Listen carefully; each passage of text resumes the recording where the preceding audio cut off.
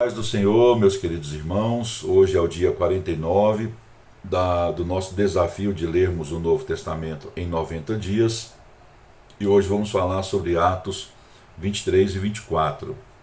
Atos capítulo 23, o versículo 1 até o 11 vai falar sobre Paulo e o Sinédrio. No dia seguinte, o comandante apresenta Paulo na reunião oficial do Conselho Judaico. Paulo falou em defesa própria, afirmando que sua vida pública era irrepreensível e que sua consciência estava limpa. Ananias, o sumo sacerdote, enfureceu-se com essa declaração e ordenou que um dos homens que estava próximo de Paulo batesse em sua boca. A história relata que Ananias foi um dos piores sumos sacerdotes que a nação judaica já teve. Ele roubava dinheiro dos outros sacerdotes, usava todos os truques políticos para aumentar seu poder e, por fim, diante de tudo isso que ele fazia, ele acabou sendo assassinado.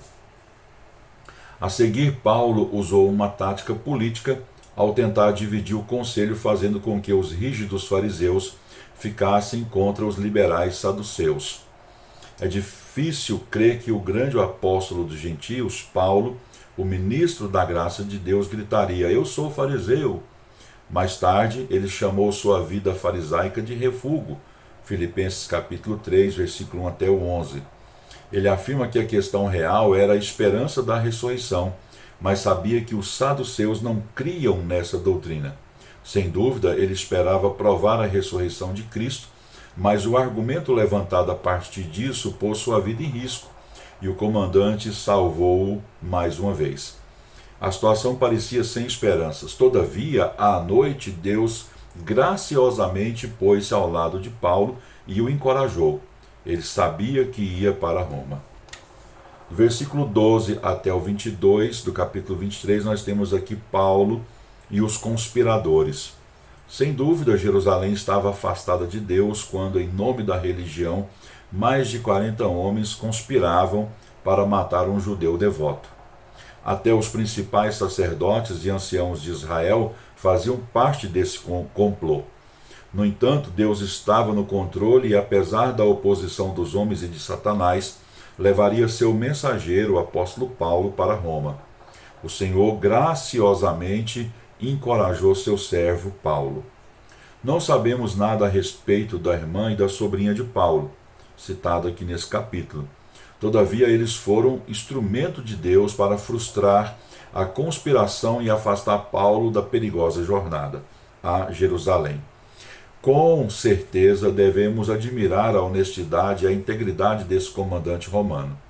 Ele poderia desprezar a mensagem do rapaz ou escutar as mentiras dos judeus, mas fez seu trabalho com fidelidade. Agora, Paulo, como aconteceu com seu senhor antes, foi entregue nas mãos dos gentios. Capítulo 23, versículo 23 até o 25, fala sobre Paulo e o comandante. O comandante chamava-se Cláudio Lísias.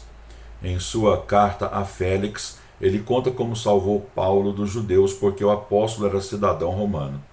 Ele acrescentou que a questão dizia respeito à lei judaica, não à romana, e que não achava que Paulo merecesse ser preso ou morto. Todavia, Cláudio enviou para ser julgado por Félix, a fim de manter Paulo em segurança. Conduziram Paulo em segurança até Cesareia, onde este enfrentou seus acusadores judeus diante de Félix, o governador. Agora vemos por que Deus usou Paulo como seu grande missionário aos gentios.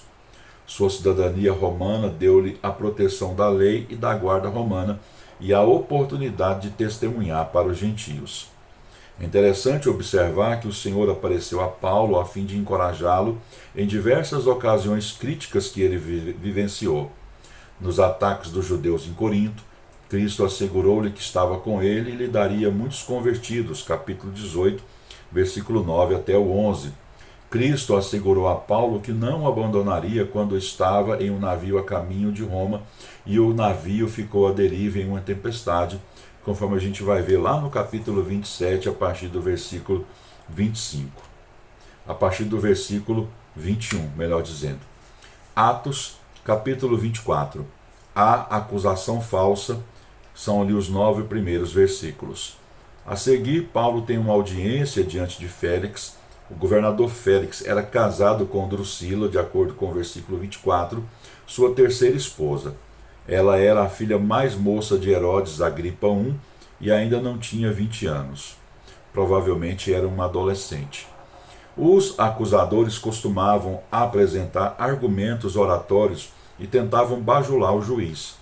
Tértulo era esse tipo de orador legal e suas palavras de lisonja a Félix soam superficiais e falsas. No versículo 1, os 5 dias referem-se ao período desde a prisão de Paulo. Esse seria o resumo das atividades de Paulo. Primeiro dia, chegou a Jerusalém, capítulo 1, versículo 27. Segundo dia, visitou Tiago, capítulo 21, versículo 18. Terceiro dia, visitou o templo, capítulo 21, versículo 26. Quarto dia, quinto e sexto dias, no templo com os votos sobre ele. Sétimo dia, preso no templo, de acordo com o capítulo 21, versículo 27. Oitavo dia, diante do conselho, capítulo 22, versículo 30, até o capítulo 23, versículo 10. Nono dia, complô dos judeus e a viagem de Paulo para Cesareia, capítulo 23, versículo 12 até o 31. Décimo dia, apresentado a Félix, capítulo 23, versículo 32 até o 35. 11º e 12º dias, espera em Cesareia. 13º dia, audiência diante de Félix. Portanto, como você pôde perceber, há 5 dias, do 8º ao 12º, entre a prisão e o julgamento de Paulo. Os judeus apresentaram 3 acusações contra Paulo. Primeira, uma acusação pessoal, tendo vós verificado que este homem é uma peste. Segundo, uma acusação política, promove sedições. Terceira acusação, uma acusação religiosa, o principal agitador da seita dos nazarenos. Eles não tinham nenhuma prova das acusações. Eles consideravam Paulo uma peste, versículo 5, enquanto gerações de cristãos o viam como, e o veem até hoje, como o grande apóstolo de Deus aos gentios. O argumento político também era falso. Paulo nunca tentou mudar a política dos homens, mas pregou a soberania de Cristo. Isso conflitava com a ordem de César para que o povo adorasse como um Deus.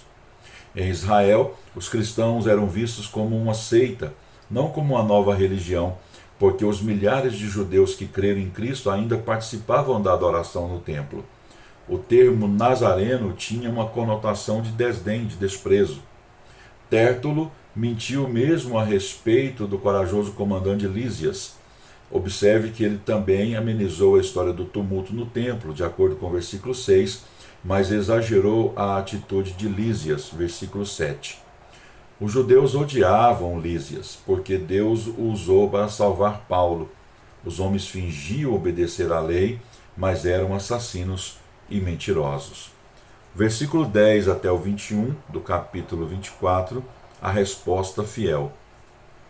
Os cristãos têm o direito de usar a lei, instituída por Deus, para proteger a si mesmos e ao Evangelho.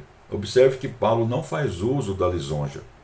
Ele esperou até ter permissão do governador e, a seguir, de forma calma e honesta, contou sua história.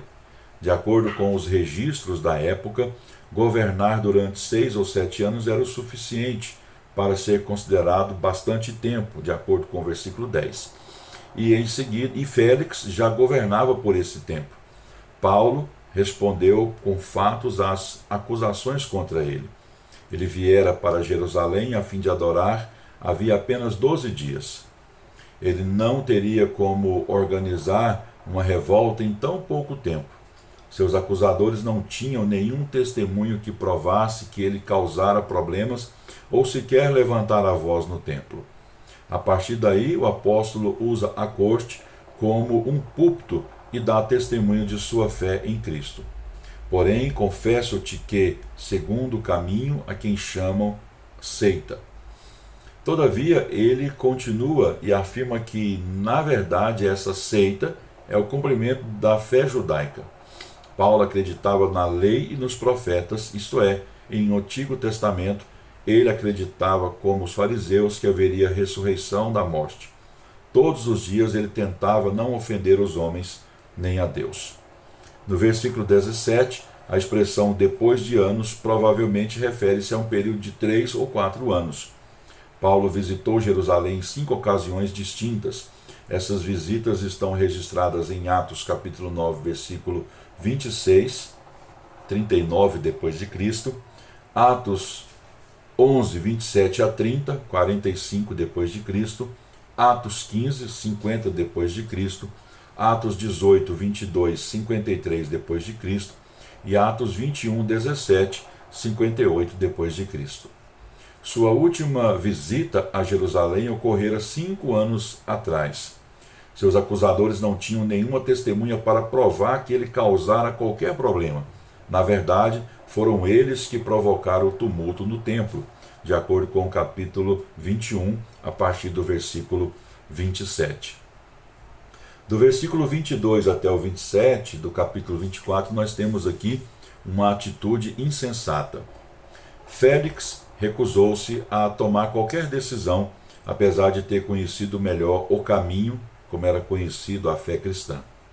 Ele adiou a decisão com a desculpa de que aguardava a chegada do comandante romano. O governador foi gentil com Paulo ao permitir-lhe certa liberdade até que seus inimigos o visitassem. Félix teve outra audiência com Paulo, dessa vez com sua esposa adolescente Drusila presente. Paulo ficou em pé diante deles e falou, não a favor de si mesmo, mas para que eles fossem salvos. Ele apresentou-lhes 3 argumentos de por que deviam aceitar a Jesus Cristo. Primeiro argumento, justiça. Eles tinham de fazer alguma coisa a respeito dos pecados passados. Segundo argumento, domínio próprio, temperança. Eles tinham de superar as tentações de hoje.